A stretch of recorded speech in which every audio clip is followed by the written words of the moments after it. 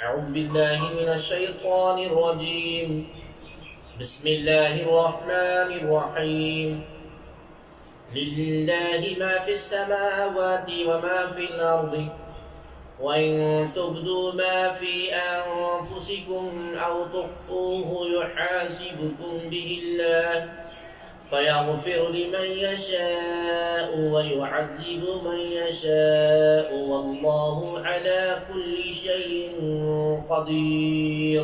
یعنی جو کچھ آسمانوں میں ہے اور جو کچھ زمین میں ہے سب اللہ ہی کا ہے، اور جو کچھ تمہارے دل میں ہے اگر تم اسے ظاہر کرو یا چھپاؤ اللہ تم سے اس کا حساب دے گا، تو جسے چاہے گا بخش دے گا اور جسے چاہے گا سزا دے گا، اور اللہ ہر چیز پر قادر ہے. وَإِن تُبْدُوا مَا فِي أَنفُسِكُمْ، اور جو کچھ تمہارے دل میں ہے اگر تم اسے ظاہر کرو.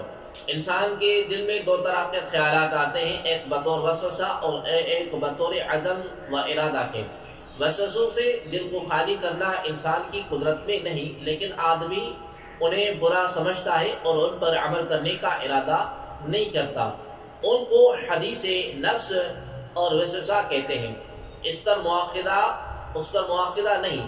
بخاری اور مسلم کی حدیث ہے کہ سرور عالم صلی اللہ علیہ وآلہ وسلم نے ارشاد فرمایا کہ میری امت کے دلوں میں جو وسوسے آتے ہیں اللہ تبارک و تعالی ان سے تجاوز فرماتا ہے جب تک وہ انہیں عمل میں نہ لائے یا انہیں اپنے کلام میں نہ لائے.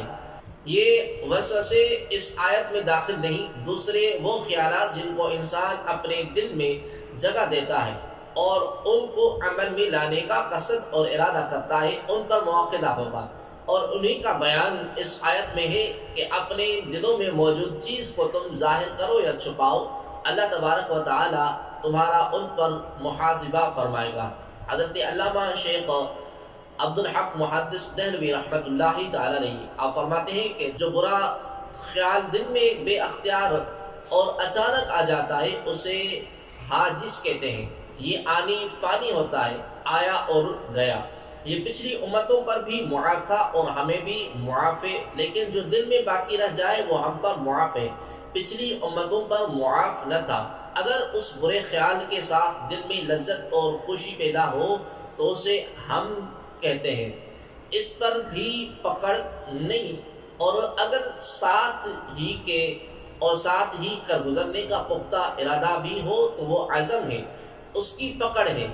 یاد رہے کہ کفر کا عزم کرنا کفر ہے، لہذا اگر کسی نے 100 سال بعد بھی کفر کرنے کا ارادہ کیا وہ ارادہ کرتے ہی کافر ہو جائے گا. اور اگر گناہ میں حکم یہ ہے کہ گناہ کا عدم کر کے اگر آدمی اس پر ثابت رہے اور اس کا قصد و ارادہ رکھے لیکن اس گناہ کو عمل میں لانے کے اسباب اس کو میسر نہ آ سکے اور مجبوراً وہ اس کو نہ کر سکے تو اکثر علماء کے نزدیک اس سے مواخذہ کیا جائے گا. امام ابو منصور ماتریدی رحمۃ اللہ تعالی علیہ کا یہی موقوف ہے. اس کی ایک دلیل یہ ہے کہ ان الذين يحبون الله ان تشيع الفاحشة في الذين آمنوا لهم عذاب أليم في الدنيا والآخرة. یعنی بے شک جو لوگ چاہتے ہیں کہ مسلمانوں میں بے حیائی کی بات پھیلے ان کے لیے دنیا اور آخرت میں دردناک عذاب ہے. نیز اس کی دلیل وہ حدیث ہے جس میں فرمایا گیا کہ بندہ جس گناہ کا قصد کرتا ہے اگر وہ عمل میں نہ آئے جب بھی اس پر عقاب کیا جاتا ہے. ہاں اگر بندے نے کسی گناہ کا ارادہ کیا پھر اس پر نادم ہوا اور استغفار کیا تو اللہ تبارک و تعالی اس کو معاف فرمائے گا. یاد رہے کہ انسان کے دل میں شیطان وسوسے ڈالتا ہے اور بعض اوقات یہ وسوسے اتنے خطرناک ہوتے ہیں کہ انسان کے لیے اپنا دین اور ایمان بچانا مشکل ہو جاتا ہے. جیسے شیطان کبھی اللہ تبارک و تعالیٰ کے بارے میں، کبھی تقدیر کے بارے میں، کبھی ایمانیات کے بارے میں، کبھی عبادات کے بارے میں، کبھی طہارت اور پاکیزگی کے معاملات کے بارے میں، اور کبھی طلاق کے بارے میں وسوسے ڈالتا رہتا ہے. حضرت یحییٰ بن معاذ غازی رحمۃ اللہ تعالی علیہ فرماتے ہیں شیطان فارغ ہے اور تم مشغول اور مصروف ہو. شیطان تمہیں دیکھتا ہے مگر تم اسے نہیں دیکھ سکتے. تم شیطان کو بھولے بیٹھے ہو مگر وہ تمہیں برائی میں مبتلا کرنے سے نہیں بھولا. تمہارا نفس خود تمہارا دشمن اور مخالف ہے اور شیطان کا مددگار ہے، اس لیے شیطان اور اس کے حامیوں سے جنگ کرنا اور انہیں مغلوب کرنا بہت ضروری ہے، ورنہ اس کے فتنوں اور فساد اور اس کی ہلاکت اور بربادی سے بچنا بہت مشکل ہے۔ سرور دی لیجیے اپنے ناتوں والوں کی خبر، نفس و شیطان سیدہ کب تک دباتے جائیں گے۔ آمن الرسول بما انزل الیہ من ربہ والمؤمنون كل آمن بالله وملائكته وكتبه ورسله لا نفرق بين أحد من رسله وقالوا سمعنا وأطعنا غفرانك ربنا وإليك المصير۔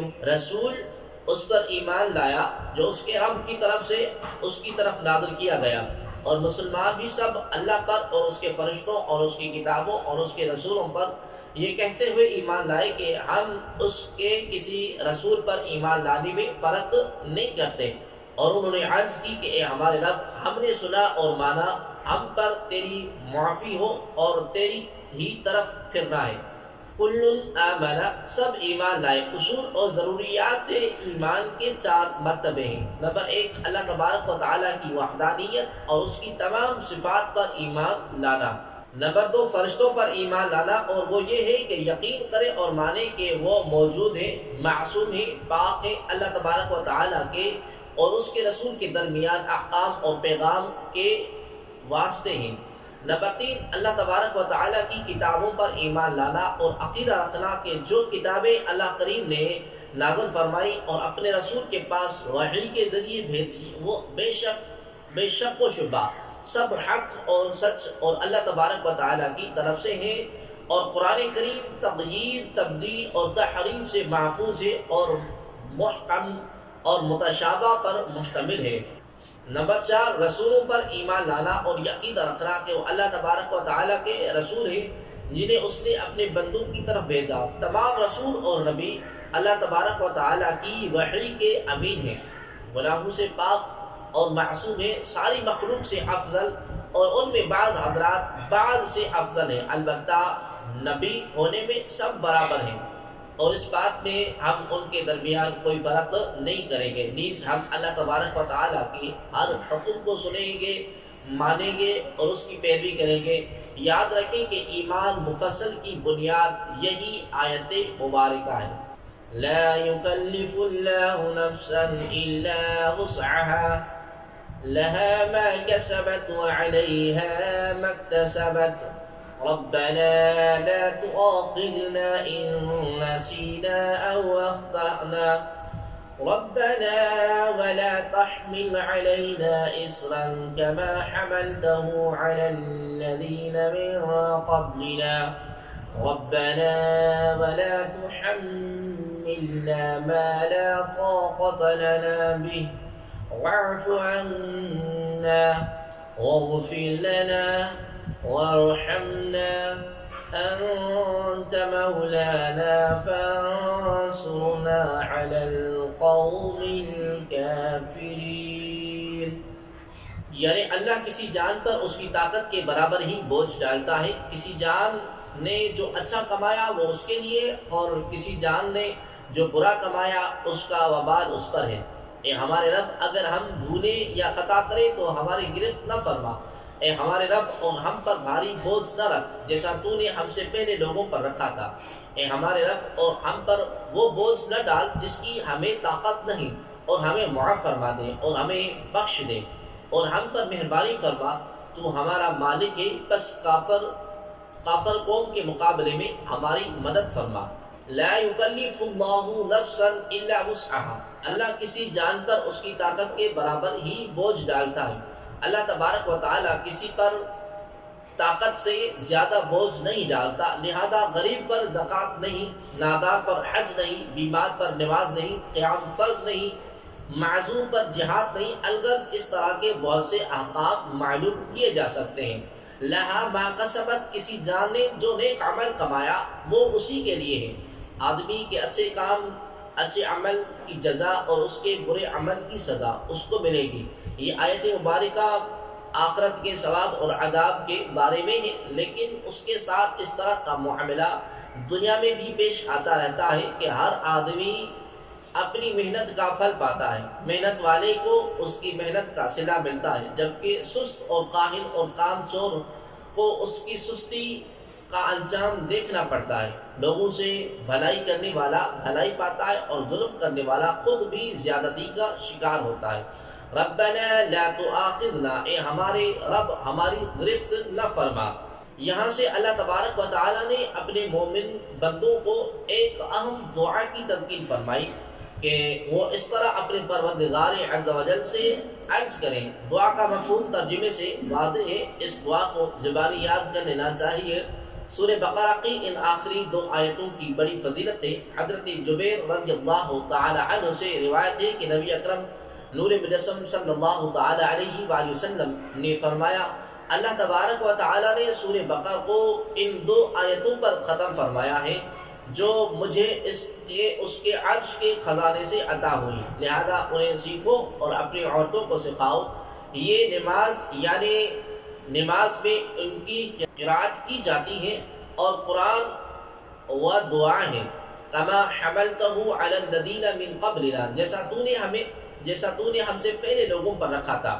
بنی اسرائیل پر کئی احکام ہم سے زیادہ سخت تھے، جیسے بعض گناہوں کی توبہ میں خودکشی کرنا، ناپاک کپڑے کا جلانا، گندی کھال کاٹنا اور زکوٰۃ میں چوتھائی مال دینا۔ ان کے مقابلے میں ہم پر نہایت آسانیاں ہیں، لہذا اعتراف نعمت کے طور پر یہاں دعا میں عرض کیا جا رہا ہے کہ اے ہمارے رب، اور ہم پر بھاری بوجھ نہ رکھ جیسا تو نے ہم سے پہلے لوگوں پر رکھا تھا۔ یاد رہے کہ امت محمدیہ صلی اللہ علیہ وآلہ وسلم پر یہ کرم نوازیاں حضور پر نور صلی اللہ علیہ وسلم کے صدقے میں ہیں، جیسا کہ سورہ اعراف آیت نمبر 157 میں صراحت کے ساتھ مذکور ہے۔